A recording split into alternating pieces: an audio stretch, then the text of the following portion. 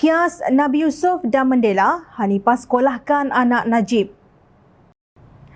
Ahli Jawatankuasa Pimpinan Amanah Nasional Muhammad Hanifah Maidin sekolahkan anak bekas Perdana Menteri Datuk Seri Najib Razak, Datuk Nizar Najib kerana mengumpamakan nasib ayahnya seperti Nabi Yusuf AS dan Nelson Mandela. Tidak pasti adakah putera Najib itu ingin menyatakan bahawa ayahanda dia telah dianiayai atau disabitkan bersalah secara silap oleh 9 orang hakim. Tidak cukup dengan itu, dia kini cuba pula menyamakan nasib ayah dia seperti nasib Nelson Mandela dan nasib Nabi Yusuf AS pula, bidas Hanifah. Nizar semasa ceramah dalam acara Setia Kawan dengan Najib di kawasan parlimennya di Pekan antara lain dilaporkan berkata, mungkin ini adalah cara Allah Subhanahu Wa Taala untuk angkat darjat ayahanda dengan lebih tinggi. Itulah yang berlaku kepada Nabi Yusuf yang dipenjarakan atas tuduhan palsu. Apabila bebas, baginda diangkat sebagai menteri berkuasa lagi bijaksana di Mesir. Itu yang berlaku kepada Nelson Mandela. Hanifah mengenylar tindakan Nizar menggunakan nama Nabi Yusuf AS dan pemimpin Afrika Selatan Nelson Mandela sebagai kiasnya untuk mengagungkan ayahnya yang didapati bersalah dalam penyelewengan 42 juta ringgit milik SRC International Sdn Bhd.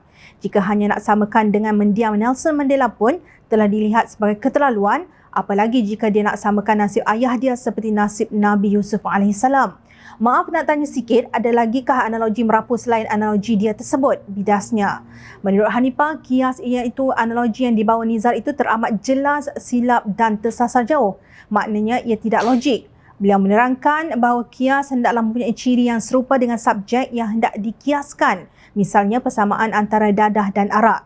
Jika kias antara haramnya hukum dadah dengan haramnya arak adalah juga logiknya. Tapi bila dia nak kata dadah itu haram, lepas tu dia guna kias dengan makan Panadol, tak berapa nak kenalah. Maksud Hanifah, arak dan dadah mempunyai ciri yang sama yang lazimnya mendatangkan mudarat. Maka boleh diambil sebagai analogi. Sedangkan Panadol berbeza walaupun sejenis dadah kerana ia adalah ubat. Hakikatnya dari awal dah tak betul untuk samakan bapa dia dengan Nabi Yusuf AS sebab bukan sahaja kerana baginda AS itu Nabi dan Rasul, tapi sebab atau alasan masuk penjara pun tak sama.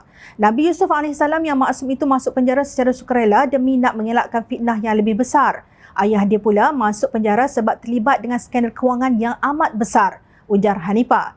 Beliau menghurai perbezaan nyata antara Nabi Yusuf AS dengan Najib Razak. Nabi Yusuf AS tidak pernah terlibat dengan jenayah, jauh sekali disabitkan bersalah oleh 9 hakim yang kata baginda AS bersalah atas jenayah rasuah atau jenayah pecah amanah atau jenayah penggubahan wang haram. Ayah dia, kata Hanifah, Nabi Yusuf AS dilantik sebagai Menteri Kewangan Mesir pada masa itu selepas keluar dari penjara bagi menyelamatkan ekonomi negara. Ayah anda, wahai anak Najib, masuk penjara setelah masa jadi Perdana Menteri dan Menteri Kewangan dulu-dulu tu, habis dia bagi punah ekonomi negara, sindirnya. Nelson Mandela, kata Hanifah, adalah pejuang bangsa dan tanah air yang berani dan berjasa melawan rejim apartheid yang zalim dan menindas rakyat Afrika Selatan. Nelson Mandela tidak rompak wang negara. Ayah dia, justru Hanifah merumuskan di antara Najib dengan Nabi Yusuf AS dan Nelson Mandela tidak ada ciri yang boleh dikiaskan. Jika nak kata sangat ada persamaan, mungkin ada satu sahaja persamaan kod antara ayah dia dan Nabi Yusuf serta Nelson Mandela, iaitu bab masuk penjara. Tetapi persamaannya itu berhenti setakat itu sahaja. Adapun alasan mengapa masuk penjara ianya terlalu berbeza, tegasnya. Boleh dikatakan perbezaan antara Najib dengan Nabi Yusuf AS umpama bumi dan langit. Manakala kenyataan Nizar menyamakan Najib dengan Nelson Mandela adalah satu penghinaan terhadap negarawan Afrika Selatan itu. Nelson Mandela terkenal di seluruh dunia sebagai pejuang tegar anti-apartheid. Najib pula disebut di seluruh dunia seiring dengan nama Low Taek Joe, Tim Lesner dan Roger Ng dalam skandal Wang Malaysia Development Berhad 1MDB sebagai kleptokrat.